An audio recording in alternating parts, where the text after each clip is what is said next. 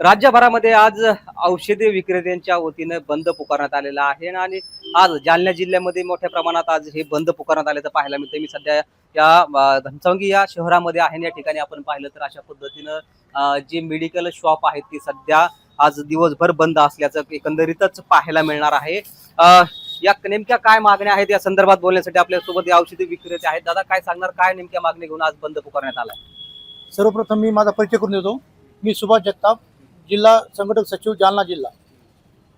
आजचा जो बंद आहे तो आमचे अखिल भारतीय व तसेच महाराष्ट्र राज्याचे अध्यक्ष माजी आमदार जगन्नाथजी शिंदे यांच्या नेतृत्वात हा बंद होत आहे।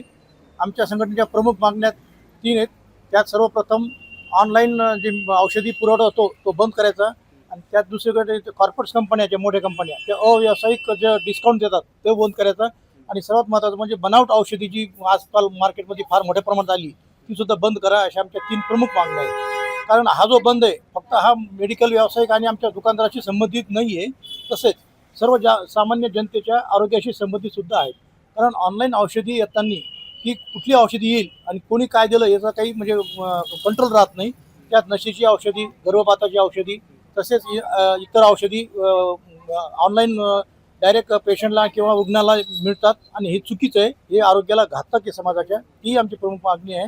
तसेच ज्या कॉर्पोरेट कंपन्या मोठमोठ्या त्या अव्यवसायिक डिस्काउंट देतात, मोठ्या प्रमाणात डिस्काउंट दिल्यामुळे बाकीचे सामान्य दुकानदार आहेत, छोटे व्यावसायिक आहेत, त्यांच्याही व्यवसायावर परिणाम पडतो। आणि सर्वात मोठं तिसरं म्हणजे ह्या माध्यमातून जे ऑनलाईन येतात किंवा असं डिस्काउंट देऊन सगळ्यात महत्त्वाचं जे औषधी येतात त्या औषधी जवळपास आजकाल नकली, म्हणजे एकदम त्याची क्वालिटी काही राहणार नाही आहे, त्याची क्वालिटी मेंटेन होत नाही, अशा औषधी पुरवठा होतो आणि त्या औषधी सर्वसामान्य रुग्णाला आणि जनतेला शरीराला घातक आहे, आरोग्याशी घातक आहे। त्यासाठी याला रोख लावा। आम्ही यापूर्वी शासनाला वेळोवेळी आम्ही कल्पना दिली होती, परंतु शासनाकडून पाहिजे तसा प्रतिसाद मिळाला नाही।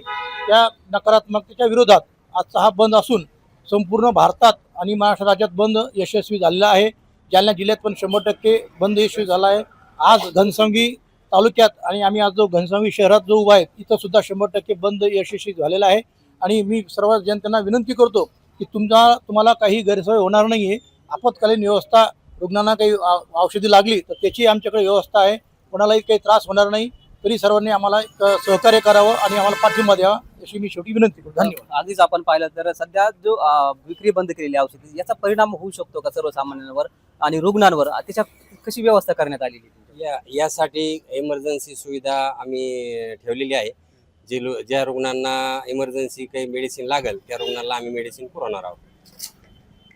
एकूणच आपण पाहिलं तर जी ऑनलाईन औषध विक्री होत आहे त्याचा कुठेतरी परिणाम सर्वसामान्यांच्या जीवावर असल्याचं खरं तर या एकदा मागणी खरं तर होताना आपल्याला पाहायला मिळते। त्यामुळे कुठेतरी ऑनलाईन खरेदी ही बंद होवी अशी मागणीची आता काहीशी या मेडिकल विक्रेत्यांकडून केली जात असल्याचं पाहायला मिळते। अजय गाडे, LS मराठी, जालना।